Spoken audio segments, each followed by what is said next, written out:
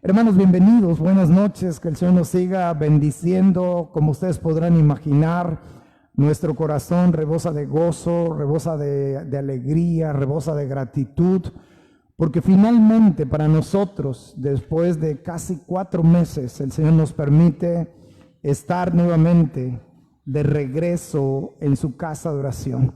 Y no hay palabras que describan nuestra gratitud, nuestro gozo, porque el Señor finalmente nos concede la petición que teníamos en nuestro corazón. Esta noche estamos aquí, un pequeño remanente de sus hijos, y como quisiéramos que muchos más hermanos pudieran estar aquí. Nosotros, hermanos, sobre todas las cosas, como iglesia, hemos decidido, y digo hemos, aunque me ha tocado de manera directa, tomar algunas decisiones que ciertamente no han sido fáciles, y el Señor lo sabe, pero en todo momento, hermanos, la mayor inquietud, la mayor carga ha sido agradar al Señor. Así que, pues, esperamos que pronto, de manera paulatina, pero que pronto, hermanos, la mayoría de los hermanos podamos estar aquí reunidos en la casa del Señor, sigamos orando, sigamos cultivando nuestra relación con Dios, porque eso es fundamental, es elemental para la vida de todo verdadero hijo del Señor, para estar fuertes para las luchas, fuertes para las pruebas, y fuertes, hermanos, y enfocados para seguir adelante en los caminos del Señor. Esta noche, hermanos, vamos a estudiar, vamos a continuar con el estudio acerca de los dones espirituales. Es la 4ª entrega que vamos a hacer, y bueno, tenemos la gran ventaja que a través de este medio podemos, si algo no se comprende, podemos una y otra vez repasar los conceptos, los principios bíblicos. Así que, hermanos, sin más demora, esta noche vamos a hacer un breve repaso del estudio bíblico que tiene que ver con los dones espirituales. Y una de las cosas que estábamos revisando a lo largo de estas semanas es que principalmente cuando tenemos nosotros que aprender acerca de los dones espirituales, tenemos que ir básicamente a 4 textos bíblicos que nosotros tenemos aquí enfrente. La primera carta de Pedro, capítulo 4, específicamente el verso 10 y el verso 11, pero también podemos ir a Efesios, capítulo número 4, versículo número 11, podemos ir a Romanos, capítulo 12, del versículo 6 al versículo número 8, y también podemos ir a la primera carta a los Corintios en el capítulo número 12. Obviamente nosotros tenemos que aprender a hacer una distinción, porque me ha tocado ser testigos como algunos hermanos hacen una sola lista de estos 4 pasajes, pero lo que he intentado compartirles a lo largo de todos estos miércoles es que los dones espirituales nosotros tenemos que dividirlos en 2 partes, porque tenemos que aprender a distinguir que hay dones que son dados a individuos, son dones que son dados a creyentes de manera individual, y esos dones siempre van a ser otorgados por el Espíritu Santo. Pero también, como hay dones que son entregados a individuos, a creyentes, también hay dones que otorga el Señor Jesucristo. Estos dones que da el Señor Jesucristo, muchos les gusta llamarlos dones ministeriales. Puede ser, porque finalmente esos dones que el Señor Jesucristo otorga son ministerios, que es exactamente la columna vertebral del estudio de esta noche. Dentro de las cosas que dijimos es que los dones que el Señor Jesucristo da, los da la iglesia. Dios dota de la estructura a través de hijos suyos, para que esos hijos suyos a su vez alimenten a sus santos. Y más adelante, en una diapositiva, vamos a comprender este concepto. ¿Para qué da esos dones a la iglesia? ¿Para qué otorga esos ministerios a la iglesia? Pues para perfeccionar precisamente a los santos. ¿Para qué? para la obra del ministerio. Ese es el propósito. Ahora, para poder trabajar ministerialmente, el Espíritu Santo hace su obra en la vida de cada creyente, porque el Espíritu Santo nos da dones. Y esos dones a su vez se convierten en ministerios.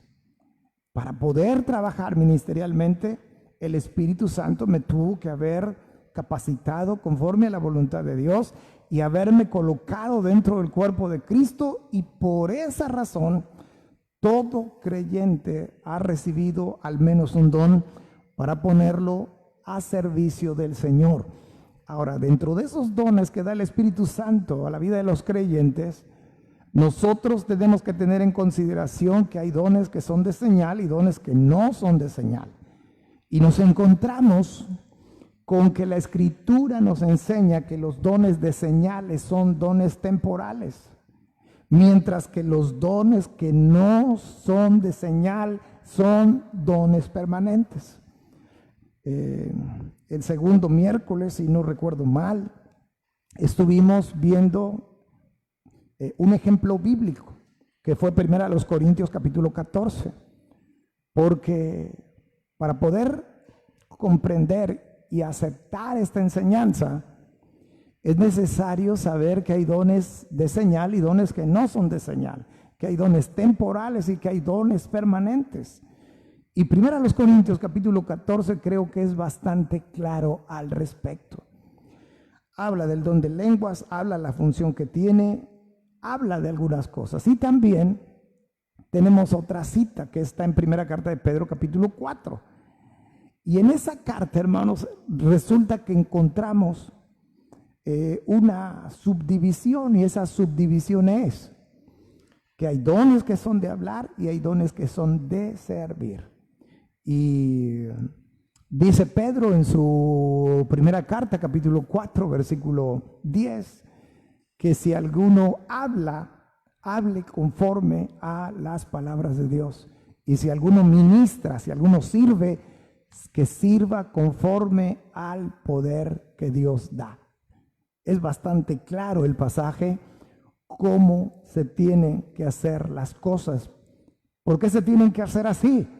Si nosotros queremos que todo sea para la honra y gloria del Señor, si mi ministerio es de hablar, tengo que hablar conforme a las palabras de Dios, ni más ni menos.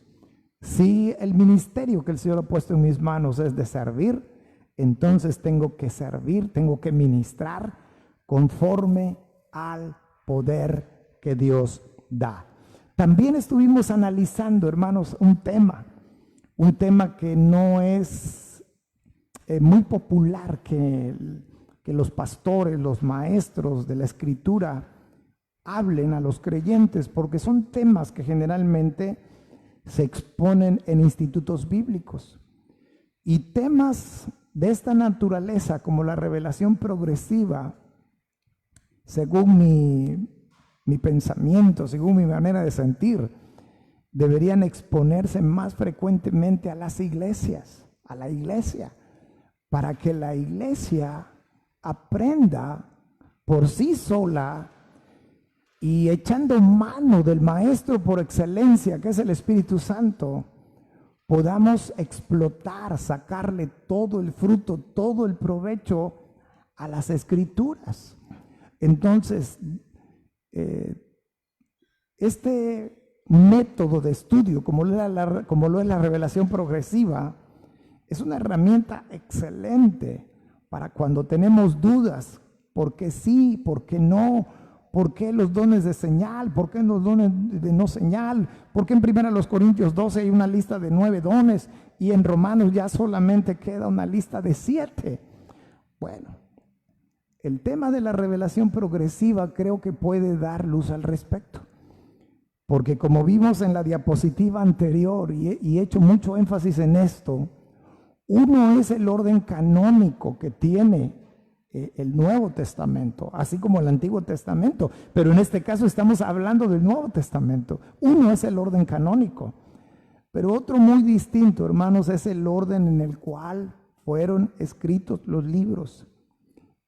Y dentro de ese detalle está que identificando en qué fecha fue escrito el libro, también los eventos registrados en cada libro en particular, tenemos que tratar de identificar cuándo ocurrieron esos eventos.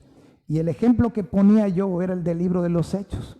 El libro de los Hechos fue escrito en el año 62 de nuestra era, pero ponía el ejemplo cuando el Señor Jesucristo está a punto de ser ascendido. Y sus discípulos preguntan: Señor, ¿vas a restaurar el reino de Israel en este tiempo? Y el Señor no les dijo: oigan, tengan paciencia, oigan, para tal fecha. No, el Señor dijo: no les toca a vosotros saber los tiempos y las sazones. ¿Eso cuándo ocurrió? Bueno, está registrado en el libro de los Hechos, que fue escrito en el año 62, pero no significa que eso ocurrió en el año 62.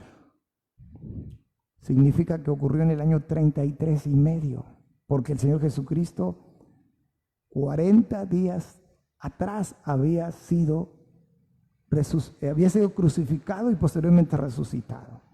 Así que, hermanos, vamos unos 30 años después y llegamos a primera carta a Tesalonicenses capítulo 5, versículo 1 y versículo 2. Pablo dice: hermanos, ustedes ya no tienen necesidad de que yo os escriba, porque saben perfectamente bien que el día del Señor vendrá como ladrón en la noche. Pues, ¿qué pasó? Que entre el año 33 y medio y el año 63 aproximadamente, en algún punto de esa historia que no conocemos, Dios quiso revelar a su pueblo los detalles de la segunda venida de Cristo. De la segunda venida de Cristo, no del arrebatamiento, de la segunda venida de Cristo. Son dos eventos distintos. Entonces, basado en esto, nos podemos percatar de algo. Que Primera a los Corintios, porque estamos usando Primera a los Corintios 12, fue escrito en el año 55. Pero también nos percatamos de que Romanos fue escrito un año después, en el año 56. Si aplicamos la regla de estudio bíblico de la revelación progresiva, con un año de diferencia, Dios reveló a la iglesia de Roma a través del apóstol Pablo una lista diferente de dones vigentes para la iglesia, del cual únicamente se repite un solo don. Y es lo que apreciamos en esta comparativa de dones. Esta es la lista de Primera a los Corintios capítulo 12. Y aquí va a aparecer la lista de Romanos capítulo 12. ¿Cuál es el único don que se repite? Ya lo expliqué, pero aquí lo hago resaltar nuevamente: el don de la profecía. Hoy explicaré nuevamente en qué consiste el don de la profecía. Entonces, este es el cuadro comparativo que tenemos. Ahora, como ya dije, el don de la profecía es el único que se vuelve a repetir. ¿Qué significa? ¿Qué implicación tiene la tarea de aquel que tiene el don de profecía? La palabra profecía simple y sencillamente significa uno que habla hacia afuera. Y les decía la semana anterior, lo recuerdo perfectamente bien, que pudiera a alguien sonarle extraño de eso, que alguien que habla hacia afuera. Bueno, a veces hablamos hacia afuera, pero también hay ocasiones que hablamos hacia adentro, hablamos para nuestro interior. El profeta siempre es alguien que va a anunciar, que va a dar a conocer, que va a dar a conocer, en este caso, una revelación que viene de parte de Dios. Eso tiene que ver con la profecía. Ahora, yo les decía, hacía resaltar este pasaje que está en Hebreos capítulo 1, versículo 1, donde dice que Dios, habiendo hablado muchas veces y de muchas maneras en otro tiempo a los padres, por los profetas, en estos postreros días, en estos postreros días, ojo con eso, nos ha hablado por el Hijo. Entonces, ¿existe el don de la profecía al día de hoy? Sí. Pero la fuente de revelación es esta, hermanos. Recuerden que principalmente Dios nos ha dado 4 fuentes principales de revelación: la creación, la conciencia, el Señor Jesucristo y la palabra de Dios. ¿Cómo habla un profeta? A través de esta revelación, las santas escrituras. Aquí lo plasmamos, los 4 principales y únicos medios de revelación que Dios actualmente tiene: creación, conciencia, el Señor Jesucristo y por supuesto la Biblia. Ahora, continuamos con esto, continuamos con la revisión de este tema, hablando de la revelación progresiva. Bueno, ya hablábamos un poco acerca de cuándo fueron escritos y dentro de cada libro escrito. También es bueno ubicar cuándo ocurrieron las cosas. Yo les ponía como ejemplo el libro de los Hechos. Y cuando uno empieza a investigar, a estudiar acerca del libro de los Hechos, que fue escrito en el año 62, y el ejemplo que yo les ponía ocurrió en el año 33 y medio, porque ocurrió 40 días después de la muerte del Señor Jesucristo. Por eso digo año 33 y medio. Resulta, hermanos, que el libro de los Hechos es un libro que sus 28 capítulos incluye 30 años de la vida, de la historia de Israel. 30 años. Entonces son datos que uno puede ir aprendiendo de una manera fácil. Hoy vivimos en una era de la tecnología. Todo es fácil consultar. Lo único que tenemos que hacer es tener precaución donde consultamos. ¿Por qué? Porque no todo lo que está en las redes, no todo lo que está en el ciberespacio es bueno. No todo es positivo. No todo lo que brilla es oro. Pero venimos a Efesios capítulo 4, porque, insisto, esa es la columna vertebral del estudio de esta noche. Lo anterior fue un breve recordatorio nada más. Pero aquí es donde llegamos a los dones dados por el Señor Jesucristo, los que muchos llaman dones ministeriales. ¿Qué encontramos? Apóstoles, profetas, evangelistas y pastores maestros. Encontramos básicamente 4 dones: apóstoles, profetas, evangelistas y pastor maestro. Porque aunque nuestra versión 60 dice pastores y maestros, porque pareciera que son 2 dones, en realidad es uno solo, es pastor maestro. Ahora, ¿qué vamos a hacer con esto esta noche? Son dones dados a la iglesia por el Señor Jesucristo, y entremos en materia. Los apóstoles. ¿Qué significa la palabra apóstol? Porque por algún lado, hermanos, tenemos que empezar. ¿Qué significa la palabra apóstol?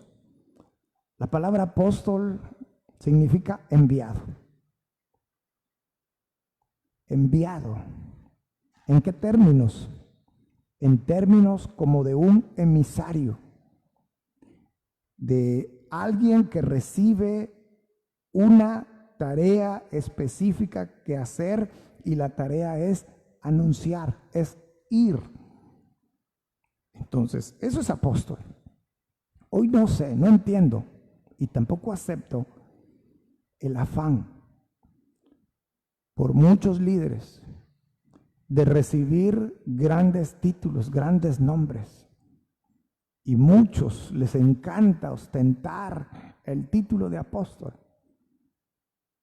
Pero, hermanos, que quede bien claro que cuando hablamos de apostolado, de un apostolado bíblico, entonces tenemos que ir a requisitos bíblicos.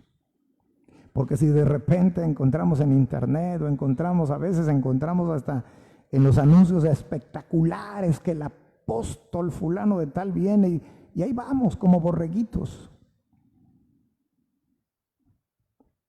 Pues a lo mejor se puso así el Señor. La persona a veces nos reímos aquí un poco en la iglesia, bromeamos, por ejemplo, con el término reverendo. Es un término que casi no se usa ya para los pastores. Tampoco sería incorrecto usarlo, tampoco sería incorrecto usar obispo. El título obispo tampoco es incorrecto. Pero cuando hablamos del apostolado, pongamos las cosas en su debido orden. Porque la Escritura, y vamos a revisar algunos textos bíblicos, por ejemplo en el libro de los Hechos, capítulo 1, versículo 21 y versículo 22. En Hechos capítulo 1, versículo 21 dice: es necesario pues que de estos hombres que han estado junto con nosotros todo el tiempo que el Señor Jesús entraba y salía entre nosotros, comenzando desde el bautismo de Juan hasta el día en que de entre nosotros fue recibido arriba, uno sea hecho testigo con nosotros de su resurrección. ¿Cuál era el requisito? Ahí está el requisito para el apostolado. ¿Mande? Claro. Haber caminado con el Señor, haber sido testigo de su muerte, haber sido testigo de su resurrección. Y si nosotros seguimos comparando pasajes, vean por ejemplo cómo se expresa Juan en su primera carta. ¿Quién es Juan?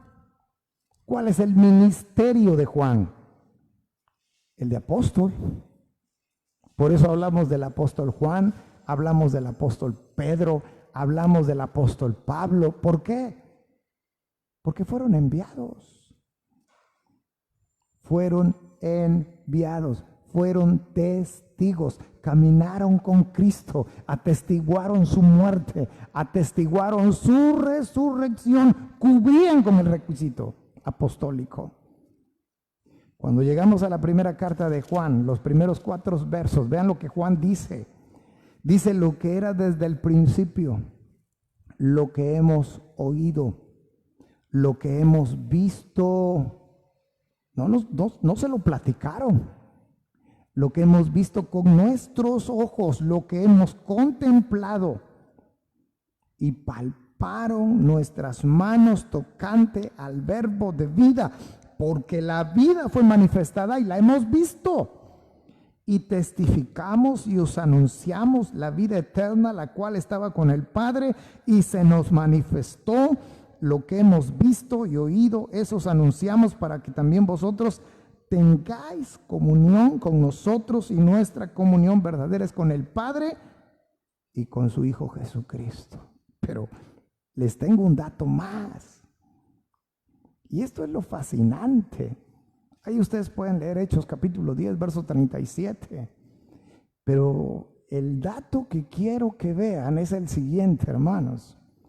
Porque lo que quiero que ahora veamos y pensemos es el tema de la sustitución apostólica. Y esto suena así, hay fraseología que suena muy compleja, pero no es nada complejo. Porque este término de sustitución apostólica simplemente implica que originalmente hubo 12 apóstoles. Pero uno de ellos se quitó la vida. Y el número de los 12 apóstoles tenía que estar completo. Sabemos la historia, se echaron las suertes, se eligió a Matías, pero Matías no era el 12, era el apóstol Pablo. Pero ¿qué creen, hermanos? Que jamás en la Escritura, luego de haber sido elegido el apóstol número 12, que fue el apóstol Pablo, jamás hubo una sustitución apostólica. O sea, murió Pedro, pero nadie sustituyó a Pedro. Murió Pablo y nadie sustituyó a Pablo. Murió Jacobo y nadie sustituyó a Jacobo. ¿Saben dónde está registrado? Y uno da datos y yo sé que a veces de momento cuesta trabajo asimilar, pero si uno se empeña en esto y uno repasa y uno vuelve a escuchar y analiza los principios y los conceptos. Yo les acabo de dar datos del libro de los Hechos, les dije que es un libro histórico, es un libro que abarca 30 años de historia. Entonces llegamos al capítulo 12 del libro de los Hechos. Y se los pongo nada más como un ejemplo. ¿Por qué? Porque justamente el capítulo 12, en sus primeros versos, este capítulo nos relata acerca de la muerte de un apóstol, de los genuinos, de los originales, de los 12 apóstoles del Señor Jesucristo. Y vean lo que dice Hechos capítulo 12. En aquel mismo tiempo el rey Herodes echó mano a algunos de la iglesia para maltratarles. Y mató, dice el verso 2, y mató a espada, ¿a quién creen? A Jacobo. Pero alguien puede decir, pero es que ¿qué Jacobo era? Bueno, aquí el mismo verso dice, el hermano de Juan, el apóstol. Así que hermanos, después de este pasaje, no vuelve a mencionar la escritura que alguien haya ocupado el lugar de Jacobo. Durante ese primer siglo, los apóstoles originales murieron, porque eran los que fueron seleccionados por el Señor, y una vez muerto ellos no hubo una sustitución. No sé si se comprenda esto. Los apóstoles tenían que reunir un requisito y una vez muerto ellos no hubo sustitución. Espero que haya tenido yo la capacidad de explicar. Ahora, fíjense lo siguiente. Si apóstol significa enviado, dice Efesios 4:11, que él mismo, hablando de Cristo, constituyó a unos apóstoles, a unos profetas, a unos evangelistas y a unos pastores y maestros. Pero dice el verso 12, a fin de perfeccionar a los santos para la obra del ministerio. Ahora, observen esto. ¿Qué representa esto? Representa a una iglesia local. Pero resulta que inclusive muchos enseñan que el evangelismo es un don. Y en miércoles anteriores yo les he dicho que el evangelismo no es un don, que el evangelismo es una comisión. Pero el asunto es, ¿a quién le fue entregado ese ministerio? Ya les dije que esta figura ovalada representa a la iglesia. ¿A quién entonces? Bueno, Efesios 4:11 al 16 nos enseña a quién le fue entregado. ¿Por qué? Porque lo que vamos a hacer es dividir la iglesia. Y encontramos que el Señor Jesucristo a unos constituyó apóstoles, profetas, evangelistas y pastores maestros. ¿Cómo se llaman ellos? Los oficiales de la iglesia. Y él mismo constituyó a unos apóstoles, a otros profetas, a otros evangelistas, a otros pastores y maestros. Eso dice el verso 11. Pero el verso 12 dice, a fin de perfeccionar a los santos. Entonces, del otro lado están los santos. Entonces, los oficiales no son santos, sí, son santos también porque han sido separados por Dios y para Dios. Pero su función es perfeccionar a los santos, para que los santos hagan su tarea. Y es la obra del ministerio. ¿Cuál es la obra del ministerio? Predicar a Cristo nuestro Salvador. Entonces, así se divide la tarea de la iglesia. En un sentido, todos los santos son apóstoles. ¿Por qué? Porque son enviados. Porque cuando uno va, no va en su nombre, sino va en el nombre de Cristo Jesús. Porque cuando los santos van a predicar las buenas nuevas de salvación, no se van a predicar a ellos mismos. Mientras que la estructura de la iglesia, los oficiales de la iglesia, procuran la madurez de los santos para que los santos hagan su propia tarea. Espero que eso se entienda. Los profetas. Los profetas, su ministerio específicamente es proclamar el mensaje de Dios. Ya revisábamos minutos atrás, recordábamos más bien Hebreos 1:1, que Dios, habiendo hablado muchas veces y de muchas maneras a los padres por los profetas, ahora nos habla por medio de su Hijo. Entonces, recordemos cómo Dios hablaba al hombre. Dios hablaba y utilizaba un instrumento humano que había recibido el ministerio de profeta. Y el profeta, una vez habiendo recibido el mensaje de Dios, lo comunicaba. Era el medio que Dios usa.